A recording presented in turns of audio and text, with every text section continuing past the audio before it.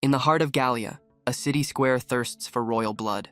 A figure in immaculate armor gives a simple, chilling command. Power crackles from his very being, a storm contained in a man. The energy surges, arcing towards the instrument of death. His magic imbues the blade, preparing it for its grim task.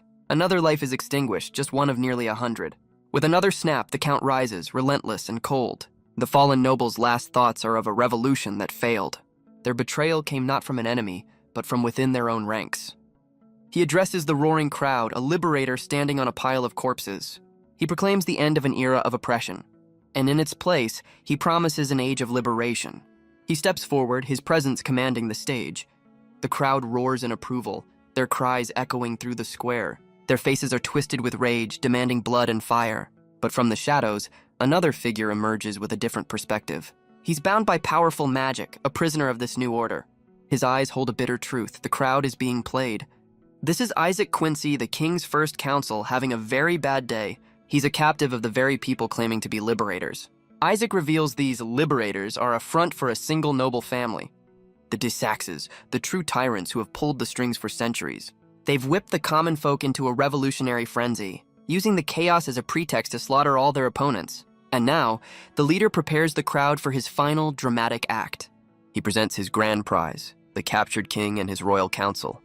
But Isaac knows the crown is just a prop for their new puppet ruler. The leader then throws fuel on the fire with a shocking accusation. He claims the royals allied with demons, which is always a crowd pleaser, sacrificing thousands of their own people in a thirst for power. The leader condemns the royals, his voice booming over the frenzied square. But Isaac knows the truth, his eyes burning with the knowledge of their lies. The clandestine meetings with demons were nothing but a convenient fiction.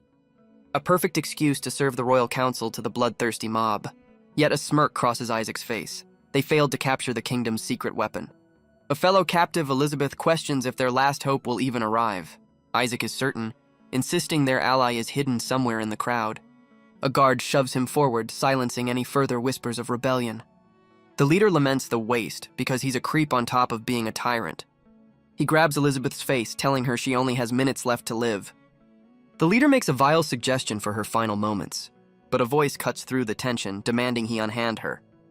He shoves Elizabeth aside, still taunting his captives with cruel words. And just like that, the mysterious newcomer's patience has run out. The leader tries to call his soldiers, but his command is cut short. A storm of golden lightning erupts, blasting everyone on the platform. The tyrant is caught in the blast, his helmet cracking under the pressure. His men realize in horror that their prisoner is shattering the restraint charm. The guards scramble to reinforce the spell, their only plan being more magic. The red-haired man strains, fighting against the renewed power of his bonds. He realizes the magical charm is specifically designed to inhibit his power. The guards close in, their leader demanding he cease his futile struggle. But a confident smirk spreads across his face as he taunts them. He tells them their time is up because someone else is coming. His thoughts drift to Silas Montfort, his best friend and the strongest of them all. We see a flashback to their academy days where their powers first began to bloom. Silas's life was shattered when the de Sax family ordered the murder of his parents. United by a common enemy, they became brothers in arms, fighting their way up. Their shared goal was to end the tyranny by dismantling it from the inside. But their noble quest was cut short by a devastating betrayal. The flashback ends with his capture, surrounded and overwhelmed by enemy knights. But his thoughts remain on Silas, who is still free, his true power a secret from their foes. Back in the present, the leader turns his attention to the next victim on his list. He presents another of the king's council to the bloodthirsty crowd, painting him as a tyrant who brought only famine and ruin to the kingdom. And the next head on the chopping block is none other than Isaac Quincy. Isaac stands defiant, his magical bonds glowing as he prepares for what's to come. He knows he just has to hold on. Silas will be here at any moment. The leader asks for last words, but Isaac just smirks, telling him not to be so confident. He reveals their fatal error. They failed to capture the strongest of them all, Silas. The leader pauses, the name Silas Montfort echoing in his helmet. The red-haired captive's eyes widen, reflecting the image of an armored man. He removes his helmet, revealing the face of their last hope, Silas Montfort. His friend's world shatters, his mind refusing to accept the impossible truth.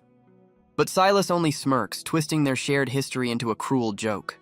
Even Isaac is stunned as Silas casually dismisses their desperate faith in him. He admits he was following their plan all along, just for a different team. His eyes are cold as he reveals his motive. The Desaxes were more convincing. He dons his helmet once more, becoming the faceless tyrant they fought against. His former brother-in-arms can only stare, crushed by the ultimate betrayal. The captive's mind flashes back, recalling their 20-year bond.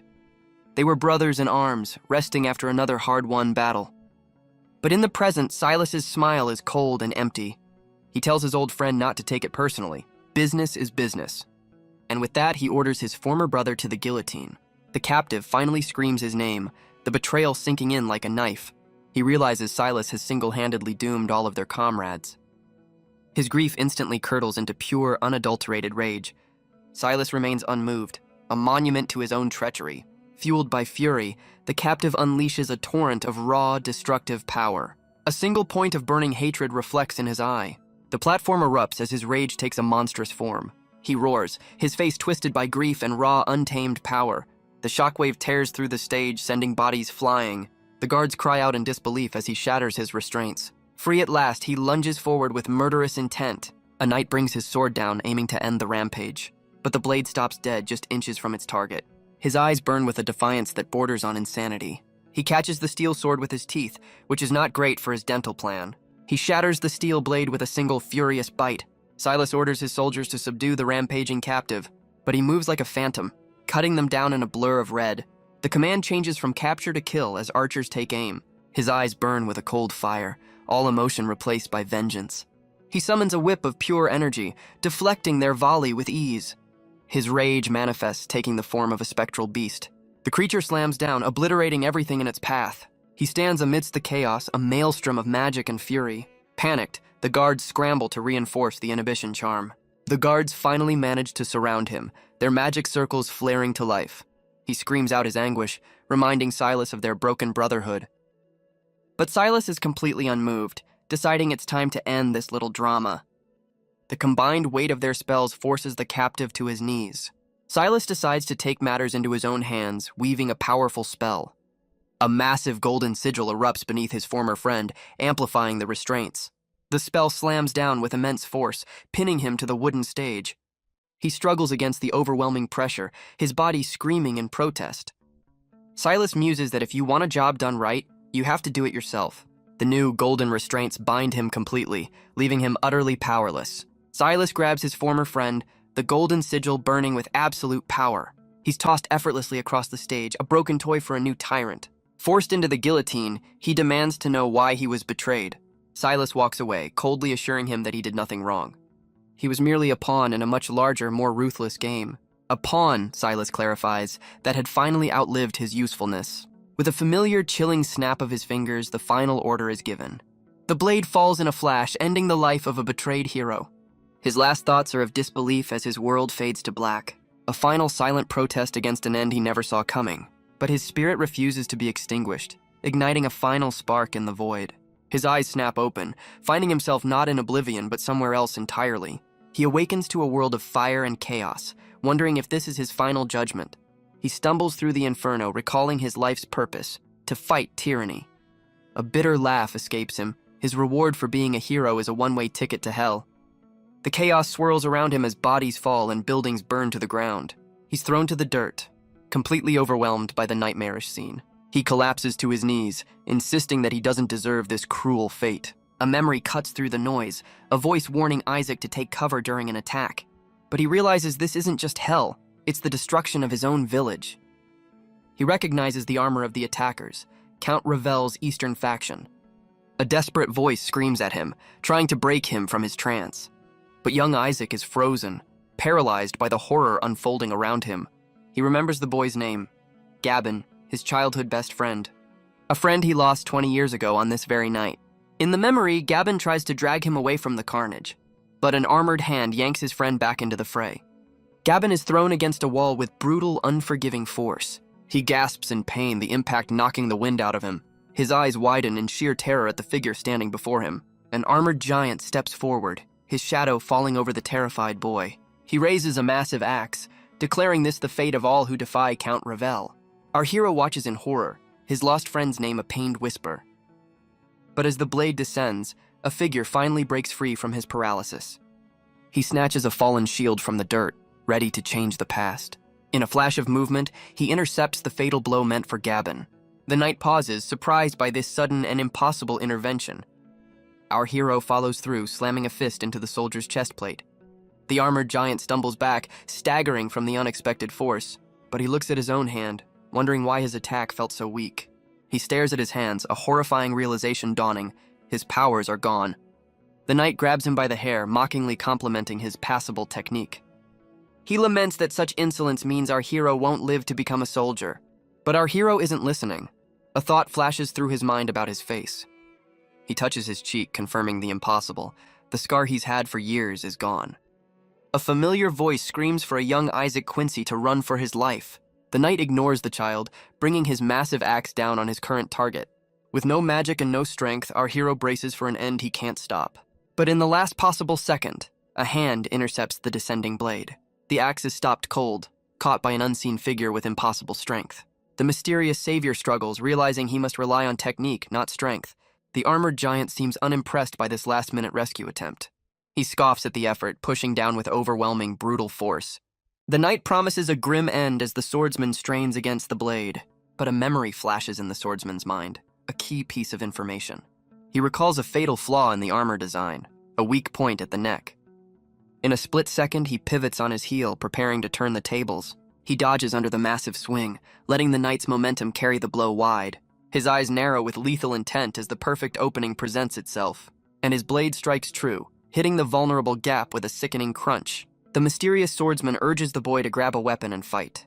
He reflects on his 2 decades of battlefield experience, and he proves that all that training hasn't gone to waste. The knight's blood splatters across the swordsman's blade. He stands over the fallen soldier, a whirlwind of deadly motion. His eyes are cold and focused, a seasoned killer in his element. Gabin, completely stunned, asks Isaac where he learned such incredible moves. Our hero, still in Isaac's body, can only stare, unsure how to explain any of this. A hand reaches out, snapping him back to the present moment. It's Gabin, alive and smiling, and our hero is overwhelmed with relief. Gabin just assumes his friend is in shock from the brutal fight, but our hero's mind is racing, accepting the impossible truth. He has somehow traveled back in time 20 years. His last memory is of the scaffold, bound by Silas's golden magic. He remembers the fall of the blade, the moment he was executed. A hand on his shoulder snaps him out of his grim recollection. Gabin urges him to move, reminding him their families are in danger. But the chaos of the past rages on around them unabated. Gabin can only watch in horror as their home is torn apart. Our hero realizes he's returned to the day his life's crusade began. He remembers the original timeline, the day his best friend was cut down. It was also the day he lost his parents, a memory seared into his soul. But Gabin's desperate cry pulls him back to the present chaos. He doesn't know how or why he's been sent back to this nightmare. But all that matters now is rewriting this bloody history. Fueled by a second chance, he sprints towards the danger. He remembers the man he was, one of the most powerful warriors in Gallia. Now he's back in his teenage body, which is a serious downgrade. A time before his powers had awakened, before he'd even seen the academy. Right now, he's just a peasant boy with nothing but his wits and memories. A bolt of golden energy slams into the ground with devastating force. But our hero's eyes are sharp, his instincts honed by years of war. He shoves Gabin to safety just as the street erupts in a shower of sparks. Tossing his friend aside, he puts himself between Gabin and the danger. Peeking from cover, he realizes they're dealing with a powerful noble. This is Zevald, the Count's son, radiating pure destructive energy. A pair of villagers plead for their home, their only possession in the world. But Zevald just sneers, clearly enjoying their desperation. He offers them a simple, horrifying choice regarding their home. If they won't give it up, he'll just burn them alive inside it, because he's a great guy. With a brutal kick, Zevald sends the helpless couple into the flames. Our hero recognizes the man, recalling how he butchered that family in the original timeline. But he's powerless, a warrior's mind trapped in a body that can't fight back. Thinking fast, Isaac tells Gabin they need to escape to his house via the rooftops. The two boys sprint across the tiles, desperate to stay out of sight. But their escape route is cut off by a patrol of the Count's soldiers. He realizes with dawning horror that they've already reached his home. Gabin panics, insisting they need to find help instead of rushing in. But Isaac's eyes are cold and calculating, his mind already forming a plan. He assesses the threat, common foot soldiers, not magic-wielding nobles. He may have lost his powers, but his 20 years of battlefield memories are very much intact. Without a moment's hesitation, he lands on the roof of his childhood home. He spots his entry point, a window on the upper floor. Isaac crashes through the glass, making a rather dramatic entrance. His eyes lock onto the scene inside, his mother held captive by a soldier. He quickly counts the hostiles as one of them chokes the life from his mother. His father rushes in, desperately trying to free his wife from the soldier's grip. A third soldier turns, completely blindsided by the boy who just came through the window. Isaac lands a powerful kick, surprising the soldier who ordered him dealt with. Apparently, peasants aren't supposed to fight back. He grabs the nearest weapon he can find, a simple kitchen knife. The soldier scoffs, daring the peasant boy to even try to fight back. But Isaac's blade finds the gap in his armor with deadly, practiced precision. 1 down, 2 to go. His expression is that of a seasoned killer, not a child. The remaining soldiers stare in shock, apparently not used to the food fighting back. Wasting no time, Isaac lunges at the next target, a blur of motion. The soldier draws his sword, preparing to meet the boy's charge.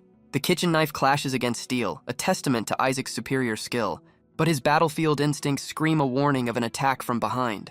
The third soldier moves in for the kill, thinking he has the boy trapped. Pinned between 2 blades, Isaac finds himself in a deadly stalemate. Thinking fast, Isaac uses the soldier's own body as a brace to kick upwards. He launches himself into the air, letting the 2 soldiers' attacks collide. Unable to stop his momentum, the rear soldier cuts down his own comrade. He lands behind the last soldier, pressing the kitchen knife to his throat. A cold smile crosses his face as he tells the man it's his lucky day. He never dreamed he'd get to see his family alive and well again. And with a single decisive slash, he ends the threat permanently. The second soldier finally collapses, a victim of his own team's incompetence. His family calls out his name, a mix of shock and overwhelming relief. He pulls them into an embrace, overwhelmed by a reunion 20 years in the making. Isaac's father is understandably confused about where his son learned to fight like a seasoned killer. Isaac dodges the question because "I'm a time traveler" is a tough conversation to have mid-massacre. He takes command, telling his family their only chance is to make a run for the forest. A critical piece of information from his past life suddenly surfaces in his mind. He remembers that the only survivors of the original massacre were those who fled into the woods. Seeing Gavin, he quickly tells his friend to come with them to safety. He reassures Gavin that his parents are already safe, their house being right at the forest's edge. But a grim memory returns. While Gabin's parents survived, Gavin himself did not. He makes a silent vow that this time his friend will make it home. The small group sprints towards the tree line, leaving the burning chaos of their village behind. Isaac's eyes burn with resolve. He has a second chance, and he won't waste it. They reach a small camp of survivors, a brief moment of peace in the chaos. Isaac tells his family to wait here while he scouts ahead. Gavin is confused by his friend's sudden, uncharacteristic leadership. But the other survivors suddenly feel weak, their vision blurring. The adrenaline finally wears off, and Isaac's teenage body gives out. He collapses into unconsciousness, the day's horrors finally catching up to him. His mind drifts back to the scaffold, to the moment of his ultimate failure. He remembers his comrades, bound and helpless just like him, and he remembers Silas's final cruel words, branding him a useless pawn. The blade falls, a final brutal end to his first life. Silas's voice echoes in his mind, a cruel farewell to his oldest friend. But it's Gavin's desperate cry that pulls him back to the present. He awakens to the gentle light filtering through the forest canopy. Isaac groggily pushes himself up, the nightmare of his past life still fresh. He confirms the impossible. He's truly been sent back 20 years in time. But this time, he has the knowledge of a seasoned warrior and a future to rewrite. He vows to succeed, but first he needs to get his powers back. You know, that minor detail. His eyes snap open, a sudden sound breaking his concentration. He shouts a warning to the others. The Count's guards have found them. Isaac's eyes narrow with grim certainty. The hunt is far from over. He steps forward only to find his friend Gavin kneeling in the dirt. He calls out his friend's name, a question hanging in the air. His father explains the grim truth. The soldiers got to Gavin's parents.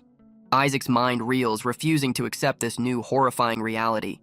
He remembers with absolute certainty that in his first life they survived. His father tries to comfort him, suggesting he give Gavin some time alone. But Isaac can only stare, his friend's grief a stark reminder of his failure. The timeline is fracturing, his memories no longer a reliable guide. He demands to know why they didn't escape when their house was so close to safety, his father explains, his expression heavy with the grim details. The Count's son, Zevald, found his fallen soldiers and flew into a rage. And Isaac realizes with crushing certainty that this is all his fault. In saving his own parents, he inadvertently signed the death warrant for Gavin's. He slams his foot into the ground, overcome with guilt and helplessness. The peaceful forest canopy seems to mock his inner turmoil. He looks to the heavens, addressing whatever cosmic force sent him back. He questions if this second chance is a gift or just a crueler punishment. But his father's hand on his shoulder pulls him back from his despair. He reminds Isaac that the true villains are the Ravels, the architects of this tragedy. His father's words are a balm, telling Isaac he's proud of him for saving Gabon. The praise cuts through his despair, reminding him he can't just lament his fate. He clenches his fist, vowing to use his 20 years of bitter experience to crush their enemies. He knows he has to make the most of his one true advantage, and that starts with reawakening his powers, since he can barely handle one soldier right now. A new vow forms, reflected in his eyes. This time, he will protect them all. His thoughts turn to Madeline, his little sister, a painful reminder of his past failures. After their parents' deaths, his blind quest for vengeance led him to leave her behind. She was left in the care of the village alderman, the man in charge. A man who, at first glance, seems like a perfectly trustworthy village elder. But Isaac only learned later that the alderman was a monster in disguise. He sold Madeline to the Count's men, who continued the cycle of cruelty. Her cries for the brother who never came went completely unanswered. And in the end, the weight of it all became too much for her to bear. The memory fades and Isaac's eyes snap back to the present. He makes a silent, unbreakable promise to his sister's memory. And then he sees her, alive and well, standing right in front of him. Overwhelmed, he pulls her into a hug, vowing to never make the same mistake. But a sudden thought cuts through his relief like a shard of ice. A desperate man's cry for his own sister shatters the reunion. The boy explains his sister is now in the care of the village alderman. And Isaac realizes with horror that saving his family has condemned Gabon's. He grabs Gabon, frantically warning him that the alderman is not to be trusted. But Gabon is confused, reminding him the man is their respected village leader. And speak of the devil, the alderman himself arrives to see what the fuss is about. Isaac's eyes widen, seeing the face of the man who destroyed his sister's life. The alderman approaches, putting on a show of concern for the grieving boy. But Isaac sees right through the act, knowing the scumbag is hiding his true colors. He offers false comfort, and Gabon none the wiser thanks him for his kindness. Isaac turns away, knowing there's no point in arguing. No one would ever believe him. Feigning exhaustion, Isaac excuses himself, needing a moment to process. As the sun sets, the sky burns with the memory of the day's fires. Night falls over the forest, bringing a tense and fragile silence. He recalls his first life, how he fled to the mountains after losing his family. Back then, his powers awakened weeks later, purely by a stroke of luck. But this time, he knows the secret, and he can get his magic back in just 2 days. With a new plan in mind, he slips away from the camp under the cover of darkness. He sees the village is even more devastated thanks to Zevald's expanded tantrum. But before he can focus on his powers, there's another rat to deal with. His eyes lock onto his target, the home of the treacherous village alderman. He arrives just in time to hear a desperate cry for help from inside. Gabon's sister is cornered, trapped by 2 of the alderman's vicious hounds. The beasts snarl, their eyes glowing with malice, ready to attack on command. She can only plead for her life, her hope fading with every passing second. But the alderman grabs her, his words dripping with a vile suggestion. He sneers that no one is coming to save her, his true, monstrous nature on full display. But a new voice cuts through the darkness, calling him out for the vermin he is. The alderman turns, enraged that someone would dare interfere with his fun. And there stands Isaac, his expression promising a world of pain for the traitor. The alderman scoffs, threatening the boy who clearly has no idea who he's messing with. With a single command, the alderman unleashes his vicious hounds. Isaac's eyes widen in panic. He's just a normal kid against 2 beasts. He leaps away, knowing he has to draw the dogs away from Gabon's sister. He pivots sharply, his movements fluid and practiced despite his weaker body. His battlefield instincts kick in as he narrowly dodges the first attack. Thinking fast, he makes a tactical retreat, slamming a door shut behind him. But the alderman just smirks, completely unfazed by the boy's escape attempt. He grabs a nearby axe, ready to deliver a classic villain monologue. He confesses he orchestrated the death of Isaac's parents just to get to his sister. And now he laughs, deciding he'll just have to kill Isaac himself. But Isaac just scoffs, asking if the villain is done with his little speech. He lays out the entire conspiracy, revealing he knows about the deal with Count Ravel. The alderman is stunned into silence, demanding to know who leaked the information. Isaac's answer is simple and terrifying. The alderman told him himself in another life. He explains that he's already killed him once before, right after a similar confession. And with a chilling smile, he admits he's very much looking forward to a repeat performance. With the conversation over, Isaac lunges forward with blinding speed. The alderman swings his axe, proving to be surprisingly quick on his feet. But to a man with 20 years of combat experience, his moves are laughably predictable. Isaac slips past his guard, his own blade ready to end this once and for all. Isaac's blade cuts deep, drawing first blood in their deadly dance. The alderman stares in disbelief, unable to comprehend the boy's skill. He dismisses the attack as luck and brings his axe down with renewed fury. But Isaac easily sidesteps the blow, countering with a powerful body check. He presses his advantage, his knife a blur of deadly intent. The alderman pants, demanding to know where a peasant boy learned such moves. Isaac coldly informs him that his only concern should be the painful end that's coming. He launches himself into the air, aiming to end the fight with a single decisive kick. But the alderman reveals his trump card. He's a magic user. Because of course he is. A wave of golden energy erupts, sending Isaac flying across the room. Isaac grits his teeth, his mind reeling from the unexpected magical assault.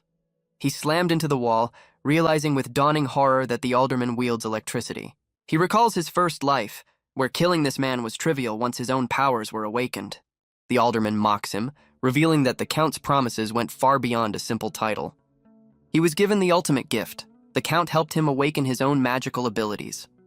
We're reminded of the nobles, the tyrants who exploit the common folk for their own gain. Their entire system of oppression is built on a formidable inherited power. By channeling electric currents, they can move with blinding speed and erect powerful barriers. They can weave intricate spells, their sigils glowing with raw, untamed energy, and at their most ruthless, they can turn their enemies to ash with a flick of the wrist. The official story is that this power was a gift from the gods, a divine mandate for nobles to protect humanity from demon hordes. But Isaac knows that's just the propaganda they feed to the masses. The truth is far simpler.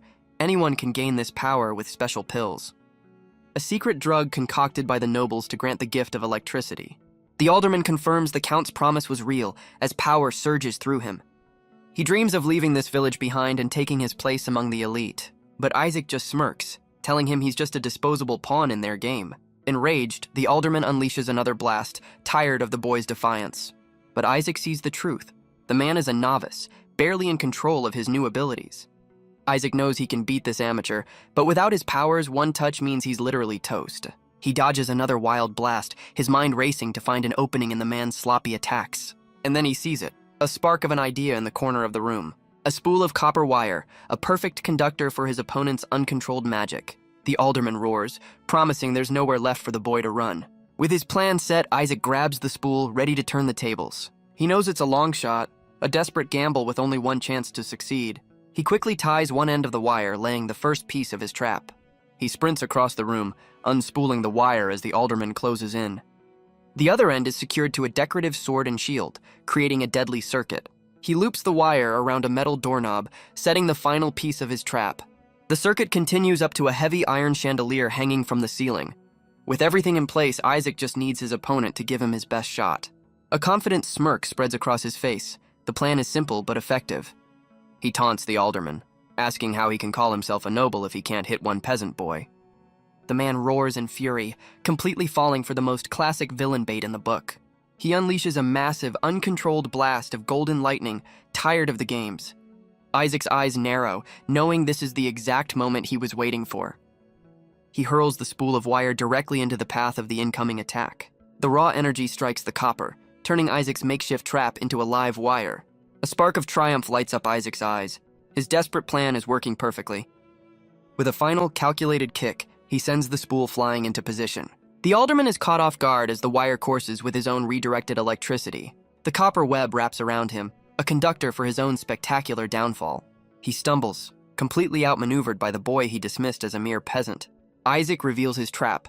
Every dodge was a chance to spin a web charged by his enemy's attacks. The alderman's face twists in horror, realizing he's been played from the very start. Isaac declares victory as the trap springs, turning the man's power against him. The villain is slammed backward, hopelessly entangled in his own electrified prison. His screams are silenced as he's consumed by the very magic he so arrogantly wielded. The alderman kneels in the wreckage, demanding to know how a mere boy could defeat him. Isaac turns, his expression one of mild annoyance that the man is still breathing. He even admits he's a little surprised the guy survived a self-inflicted electrocution of that magnitude. But as Isaac picks up a knife, the alderman's defiance quickly turns to desperate bargaining. He offers Isaac a place among the nobles, a reward from the count for his talent. But Isaac's eyes are cold, asking how he dares beg after what he did to his sister. The alderman is confused, insisting he hasn't laid a hand on Madeline. In this timeline anyway. Isaac simply towers over the groveling coward, his patience completely gone. The ghost of his future self materializes behind him, a promise of the vengeance to come. He makes it clear that no matter the life, their encounters will always end the same way. And with a single brutal slash, Isaac makes good on his promise of destruction. The alderman's reign of terror ends in a pool of his own blood on the floor. With the threat neutralized, Isaac turns to Gabon's sister, urging her to escape. But he quickly realizes the poor girl has fainted from the sheer terror of it all. He takes a moment, the weight of his actions settling in the sudden silence. Gently lifting her, he promises to reunite her with her brother, Gabon. But his escape is cut short by the alderman's other security system. He kicks open the door, only to be met by two very angry, very large dogs. Apparently, they're not too happy about their owner's recent termination. But Isaac's eyes are filled with grim resolve. He's not about to fail now. The once vicious hounds now look like they've seen a ghost. Apparently, a change in management was all they needed to behave. Back at the survivors' camp, Gabon is lost in despair, waiting for his friend's return. But a sudden sound from the doorway snaps him out of his grief. He scrambles to his feet, calling out his sister's name as Isaac enters. As Gabon holds his sister, he demands answers, and Isaac's glare says it all. Isaac lays out the ugly truth. The alderman was a traitor working with their enemies. Gabon panics, but Isaac calmly assures him the problem has been permanently solved. He addresses the room, explaining that he has a mission he must complete alone. His eyes burn with resolve as he promises to return, his secret plan already in motion. Isaac's father places a hand on his shoulder, his voice filled with pride. He declares that Count Ravel's tyranny must finally come to an end. Isaac is moved by his father's words, seeing a strength he never got to appreciate. He grips his father's arm, a silent promise passing between them. With renewed resolve, Isaac vows that he won't let his family down this time. His father's smile is all the encouragement he needs, a simple, powerful, "I'm proud of you." With his family safe for now, Isaac begins his solo mission, heading for the mountains. He strides into the wilderness because nothing says secret mission like a dramatic mountain hike. His destination is the summit, a place that holds the key to his lost power. He recalls his first life, how he fled to these same mountains after losing everything. He remembers wandering for weeks, lost in a haze of grief and vengeance. He'd collapsed on this very mountain, taking shelter beneath an old, weathered tree, and that was the moment his entire life changed forever. A bolt of pure, untamed lightning had slammed down from the heavens. He was struck by lightning, which is generally not recommended for your health. But now he knows the secret. This specific tree is a natural lightning rod. He can feel a storm brewing, the air crackling with familiar energy. This time he's not waiting for luck, he's going to force his own awakening. He knows the noble's power isn't a gift from the gods, but a stolen birthright. Every human has the potential to wield this power, they just need a little spark. He knows the secret. A specific part of the brain can be activated to control electricity. To control this power, the nobles created special pills to force an awakening. This ensured a steady supply of powerful users to maintain their grip on the kingdom. But Isaac knows the pills were just a shortcut for a much older method. The original method was far more direct, getting zapped by a bolt from the sky. This natural awakening unlocks far greater power, but it comes with a serious risk. A risk that usually ends with a crispy corpse, which is why the nobles invented a safer way. He remembers his first life, where a random lightning strike gave him his powers by pure chance. A nearby strike confirms the storm is here. Now he just needs to wait for his moment. He closes his eyes, ready to welcome the lightning that will change his fate. Isaac's eyes lock onto the sky as the perfect bolt begins to form. A massive fork of golden energy tears through the clouds, heading straight for him. He roars into the storm, ready to claim the power that will fuel his vengeance. But the lightning slams into the ground beside him, missing its target completely. Isaac can only curse his luck. His one perfect shot was a dud. He knows with grim certainty that another opportunity like this won't come. The storm is already moving on, its epicenter now hovering over a deep chasm. Thinking fast, he anchors a rope to the tree, preparing for a desperate leap. With no other choice, he swings out into the open air, chasing the storm itself. He puts all his faith in a single knot, praying it's enough to carry him to his destiny. He screams at the heavens, questioning if this is some cruel test of his will. He roars that nothing will stop him from getting the revenge he's owed. With a powerful leap, he launches himself from the cliff's edge. He swings out over the abyss. a tiny figure against the vast, stormy sky. And this time, the heavens answer, engulfing him in a torrent of raw power. His eyes burn with golden light as the energy surges through his very being. He endures the agony, his body becoming a conduit for the storm itself. And as the power settles, the scar from his first life begins to reform on his face. The rope that carried him to his destiny smolders, its purpose served. A moment later, a crimson explosion erupts, signaling a successful and very dramatic awakening. He pulls himself from the scorched earth, his body now a vessel for the storm's fury. His mind is consumed by a single burning thought: vengeance.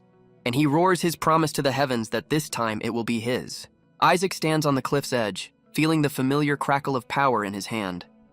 He recalls his first life, where awakening his magic was only the beginning of a long road.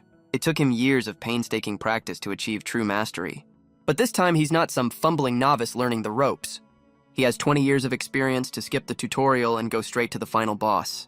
The very mountainside splits apart, unable to contain his explosive return. He clenches his fist, knowing his quest for revenge has only just begun. Isaac tests his raw power, shattering the very ground he stands on. He smirks, satisfied with the initial results of his dramatic power-up. But raw strength is only one part of the equation. Now it's time to test his speed. He channels the lightning through his body, preparing for a burst of movement. In a flash, he rockets down the mountainside, a living bolt of crimson lightning. He clocks his speed at 100 meters per second, which is apparently just acceptable. With the basics covered, he decides to try summoning his ultimate weapon, his avatar. He focuses all his energy, his eyes burning as he calls forth his spectral beast. And from the heavens descends a tiny, sputtering energy lizard. Well, that's disappointing. He realizes with a sigh that his teenage body can't yet handle his full power. He remembers that avatars are the ultimate expression of power, a manifestation of the wielder's soul. A single warrior with this ability can obliterate entire armies without breaking a sweat. Isaac knows he has a long way to go, but he's found the perfect, peaceful place to train. But his quiet training session is cut short by a familiar voice calling his name. He turns in shock to find his sister, Madeline, has followed him into the mountains. She explains his strange behavior made her suspicious, and she wants to know how he suddenly got so strong. Isaac realizes he can't exactly talk his way out of this one. With a heavy sigh, he decides to tell her the impossible truth. He takes a deep breath, preparing to completely shatter his sister's reality. And then he just drops it on her. He's a time traveler from the future, as one does. Madeline's first reaction is a solid punch, asking if he's really joking at a time like this. Isaac sighs, realizing that "I'm from the future" does sound a little insane out loud. But to his surprise, she completely accepts it, thrilled that her brother is now one of the Awoken. Her mind immediately jumps to the perks, joining the academy, getting rich, and sticking it to the nobles. Isaac has to gently bring his sister back down to earth before she starts planning their retirement. He promises to protect her with his life, but insists his powers must remain a secret for now. He tries to explain the danger they're in, but she cuts him off with a reassuring word. With a warm smile, she tells him she trusts him completely. After all, he's already saved them. She then casually asks if the jagged new mark on his face is going to be permanent. Isaac panics, realizing with horror that the lightning gave him the exact same scar as his first life.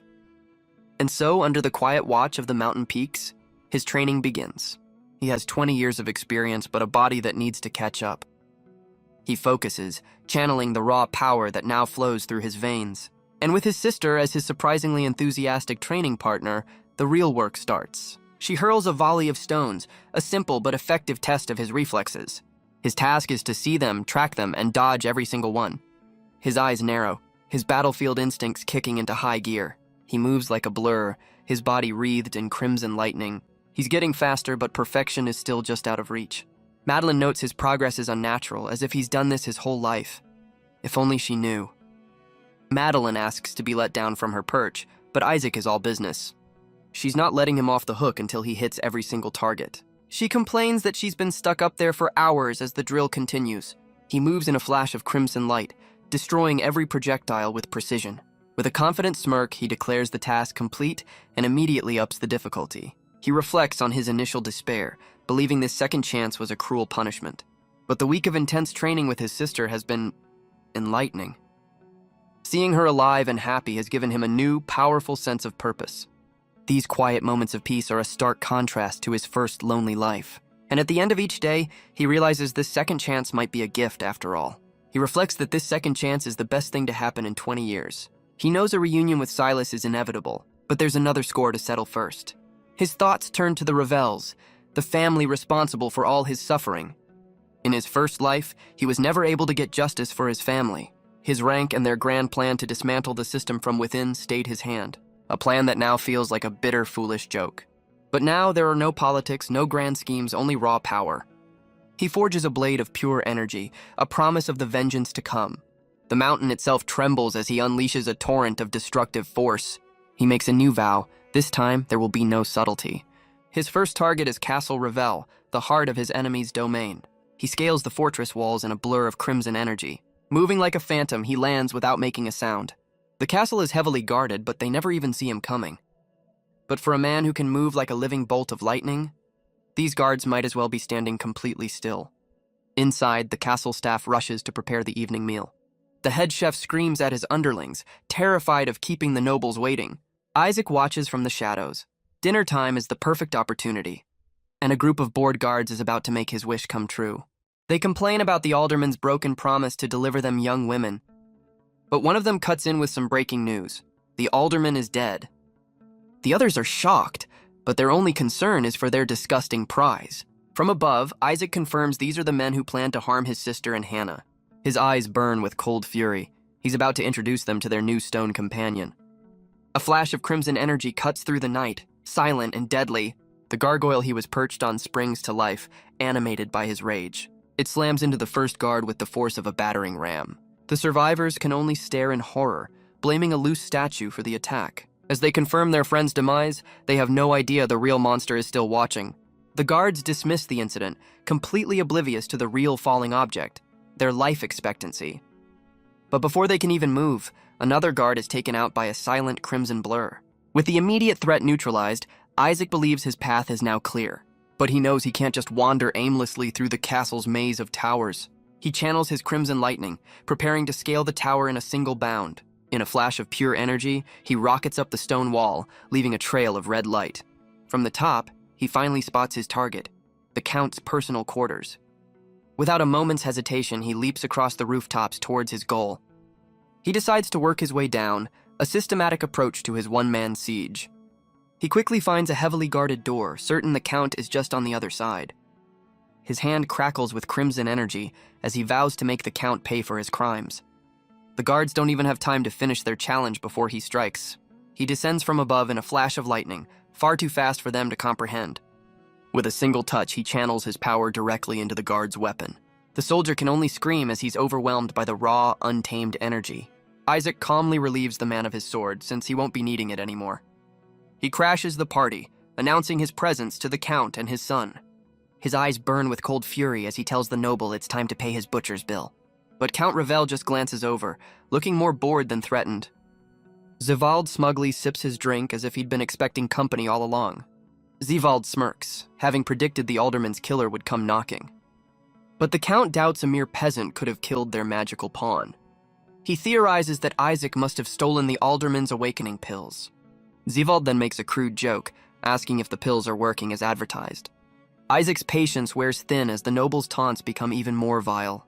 The entire family erupts in laughter, their contempt for commoners on full display. To them, he's nothing more than an insect to be swatted away. But Isaac is done playing games, confirming he killed their traitorous pawn. Zivald just smugly collects on a bet. Apparently, betrayal is a family sport. The Count yawns, admitting his son has a better grasp on the peasant mindset. The Count continues his rant, mocking the savagery of the common folk. But his monologue is cut short by a flash of crimson energy across his table. Isaac asks the Count if he's familiar with a certain unflattering nickname. He reveals the high nobles in the capital call him the pot-bellied pig. Isaac recalls from his first life how the elite loved to mock the provincial lords. The Count's eyes glow with fury, his pride stung by the peasant's words. Isaac then includes the Countess, calling them a pair of pigs. Turns out even tyrants get bullied. The Countess is enraged, her own magical power flaring to life. She unleashes a massive blast of golden energy, promising to burn him alive. But when the smoke clears, Isaac stands completely unharmed by her attack. Isaac smirks, taunting her with a vile name and asking if that's all she's got. The Countess is stunned, her mind refusing to accept that he's completely unharmed. She decides to up the ante, preparing to unleash the full force of her magic. But Isaac is already one step ahead, his hand a blur of crimson lightning. Her eyes widen as she realizes something is terribly wrong with her own power. The Count explains her fatal flaw. She's a novice who skipped all the safety tutorials. He can only scream his wife's name, completely helpless to stop what's coming. Isaac knows that all it takes is a single spark to turn her power into a bomb. And with a flick of his wrist, he detonates the unstable energy in a massive explosion. The Count can only watch in horror as his wife is consumed by her own magic. Zevald screams in horror, his mother's name a desperate, furious cry. He stares at her fallen form, demanding to know what Isaac has done. But Isaac is already behind the Count, promising a swift family reunion. Enraged, Zevald unleashes his own golden lightning, refusing to let a peasant win. But Isaac meets the attack head-on, his crimson power clashing with the noble's gold. His battlefield instincts scream a warning. The Count is attacking from behind. He dodges just in time as two blasts of energy collide where he just stood. The Count taunts him, unimpressed by the boy's desperate evasive maneuvers. He slowly approaches, lecturing Isaac on the folly of challenging his betters. The Count gathers his own power, preparing to end this little peasant uprising himself. The Count promises to burn Isaac's village to the ground, his own power flaring to life. But Isaac just smirks, ready to deliver a little story time to the piggies. He declares that the wolf is finally at the door, and it's time to collect. Zevald screams for his mother, lunging forward in a blind, vengeful rage. But to a man with 20 years of combat experience, the attack is laughably slow. He effortlessly sidesteps the blow, finding the whole display rather pathetic. He knows their pill-induced magic is no match for his naturally awakened power, but a beam of purple energy cuts through the air, reminding him this is a 2-on-1 fight. He realizes that taking on both father and son at once might actually be a challenge. The Count is a veteran, timing his attacks perfectly to catch Isaac off balance. The Count shouts for his son to strike while Isaac is distracted. He lunges forward, his own magic ready to crush the boy from behind. But Isaac stands his ground, ready to take on both of them at once. His eyes burn with power, his focus absolute. He catches both attacks simultaneously, a living shield against their combined might. With a single decisive blow, he declares checkmate on the stunned Count. He then turns his attention to Zevald, his grip like an iron vice.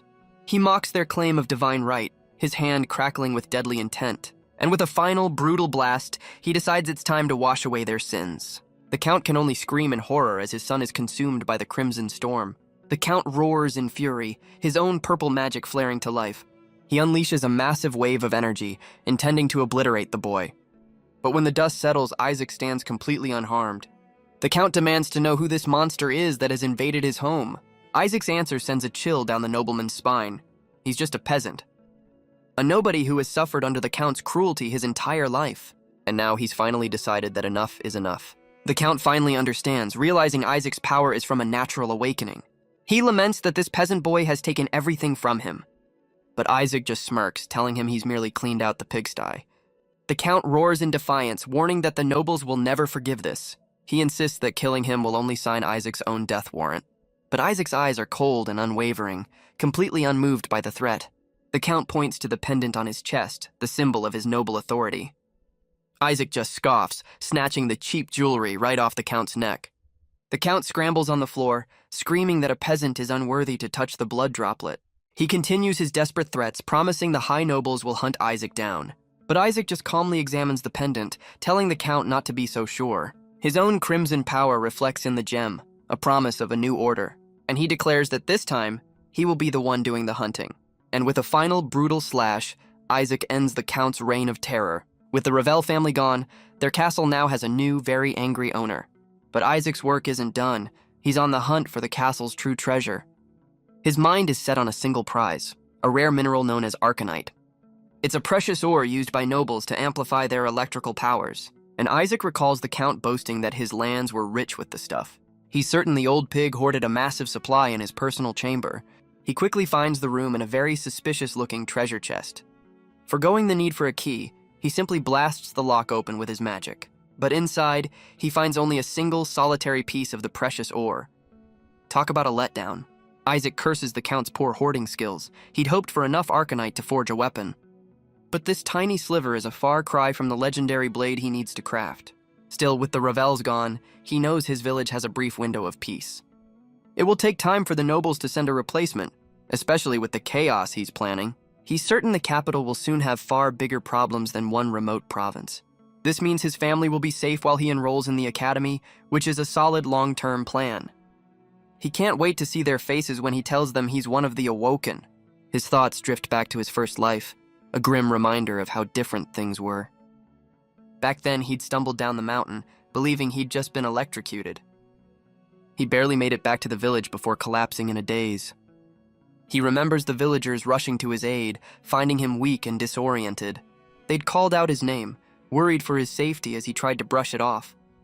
And in that moment, he'd summoned his very first uncontrolled spark of magic. The entire village had celebrated, hailing him as their new protector. He was their hope, a noble born from their own ranks to shield them from tyranny. Back in the present, he smiles, eager to see their faces this time around. But his smile fades as he realizes the village is completely unnervingly silent. His mind races with the worst possibilities, wondering if another attack has come. He moves in a flash of crimson energy, abandoning all attempts at a casual entrance. Bursting into his home, he screams for his sister and friend, his heart pounding with dread. He steps into the village square, finding it eerily quiet and devoid of any struggle. But the silence is shattered by the sound of a surprise celebration. Isaac is completely stunned as the entire village erupts in a chorus of cheers. They swarm him with questions, hailing him as their new noble protector. His mother beams with pride, asking for a demonstration of his newfound abilities. Isaac shoots a glare at his sister, reminding her this was supposed to be a secret. Madeline sheepishly admits she only told 1 or 2 people, plus the rest of the village. The local children gather around, their eyes wide with wonder and a million questions. Their imaginations run wild with tales of his godlike power, begging for a show. Isaac tries to gently let them down, but the crowd's excitement is impossible to contain. He's stunned to see even the adults are joining in, begging for just a little spark. With a weary sigh, Isaac relents, agreeing to show them a few party tricks. Crimson lightning crackles to life in his palm, a familiar and dangerous energy. He shapes the power into a galloping horse, dazzling the crowd with a simple light show. The villagers erupt in cheers, their new hero's name echoing through the square. But the celebration is cut short by the sound of heavy, approaching footsteps. A new voice calls his name, and Isaac turns to face the unexpected visitor. A massive wolf-clad warrior emerges, identifying Isaac as the newly awoken. His eyes are cold as he reveals he knows who is strong enough to kill the alderman. Isaac recognizes him instantly, Rashak, the infamous leader of the Silver Wolves. Well, so much for keeping a low profile. Rashak reveals the alderman was a former Silver Wolf, a fact that complicates things. And he's here to uphold their honor by killing the man who took him down. Isaac doesn't deny it for a second, admitting he's the one who ended the traitor. Rashak actually agrees, admitting their former comrade was a scumbag. But a code is a code, and he's honor-bound to avenge him anyway. But Isaac's attention is drawn to the gem embedded in the sword's hilt. He recognizes it instantly, the rare arcanite he's been searching for. Rashak smirks, then slams his fist onto the gem, activating its power. The blade ignites with energy as he formally challenges Isaac to a duel to the death. The villagers try to pull him to safety, but Isaac has no intention of backing down. Isaac notes his opponent is strong, but without noble blood, he can't wield electricity. He ignores Gabon's frantic protests and borrows a pitchfork for the coming duel. He calmly reassures his friend that being an awoken changes the rules a bit. With his eyes locked on the arcanite sword, Isaac accepts the challenge without hesitation. He tries to move the fight to a safer location, but Rashak has other, more immediate plans. The Silver Wolf leader wastes no time, unleashing a devastating first strike. Isaac parries the blow, realizing his opponent is using the crowd as a human shield. He screams for the villagers to get back, his concern for them overriding his focus. He's forced to fight defensively, unable to unleash his full destructive power. Rashak mocks his hesitation, knowing the boy is afraid of electrocuting his own people. Isaac realizes this isn't Rashak's first rodeo. The man knows how to fight an awoken. He plants his feet, digging the pitchfork into the dirt for leverage.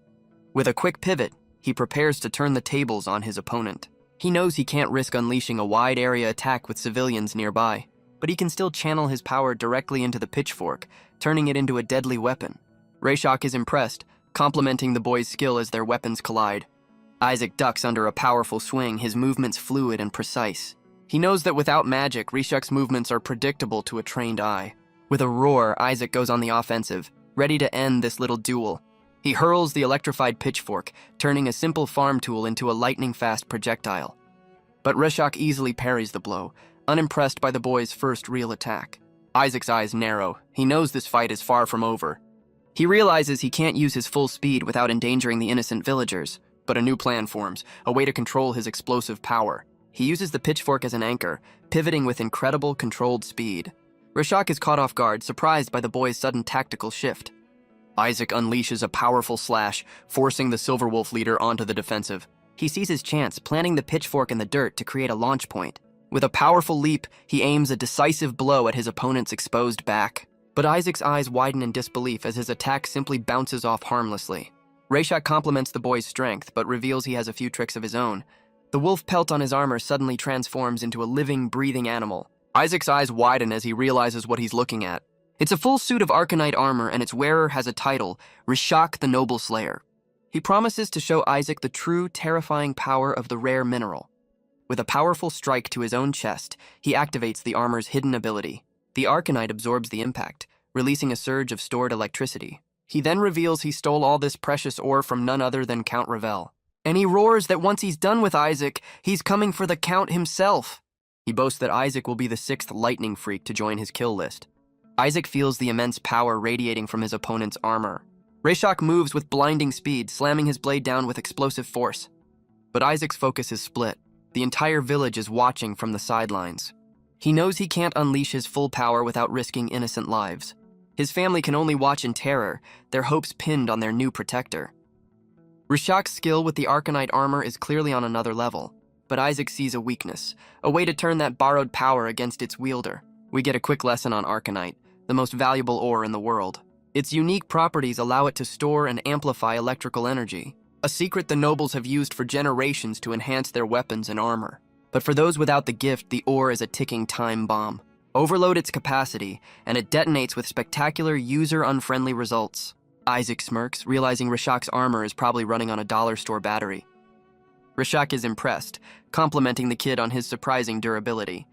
He continues his assault, admitting Isaac has already outlasted his other victims. As Reshok monologues about his tragic past, Isaac's mind is already on the solution. The Silver Wolf leader swore an oath to wipe every last noble from the earth. And since Isaac is now one of the Awoken, he's officially on the chopping block. But Isaac has a plan, planting his hand on the ground to prepare his counterattack. Reshok leaps in for the kill, promising Isaac will be no exception to his crusade. Reshok leaps into the air, promising to split Isaac in two. But Isaac sees his chance, knowing he has to go all out to seize it. Reshok laughs, impressed that Isaac is putting up a better fight than his previous victims. He brings his blade down for the killing blow, but Isaac's timing must be perfect. He waits, his eyes locked on the descending blade, for the perfect moment to act. And at the last possible second, he catches the warrior's wrist, stopping the blow. Reshok scoffs, mocking the boy for choosing to block instead of dodge. He thinks it's a fatal mistake, but Isaac is just getting started. With a calm expression, Isaac declares that the fight is already over. His eyes burn with crimson light as he reveals his true advantage, skill over brute force. He reveals his trump card. He's been juicing the Arcanite with his own power. A direct injection of raw energy, far more than the armor was ever meant to hold.